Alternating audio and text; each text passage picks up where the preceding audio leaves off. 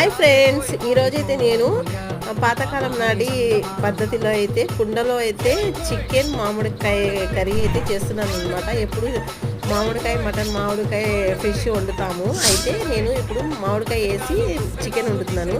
Oil పోసుకొని ఉల్లిపాయలు వేసుకుని బాగా వేగిన తర్వాత చికెన్, ఉప్పు, కారం, పసుపు వేసి కొంచెం ఇలా మెత్తేసుకున్నాను అనమాట. వాటర్ అంటూ వస్తుంది కదా, కొంచెం కారం, గరం మసాలా, అల్లం వెల్లుల్లిపాయ పేస్టు, ధనియాల పౌడర్ వేసి బాగా మగ్గిన తర్వాత కొంచెం వాటర్ అయితే గ్లాస్ వాటర్ అయితే పోసాను. మామిడికాయ ముక్కలు కూడా వేసేసి తర్వాత అవి బాగా మగ్గనివ్వాలి. ఇది చికెన్ పులుసు అనమాట, చాలా బాగుంటుంది. కొంచెం కొత్తిమీర వేసేసుకుని పులుసు లాగానే చక్కగా కలుపుకుంటే గ్రేవీ కూడా చాలా బాగుంటుందని చెప్పి చేశాను అనమాట.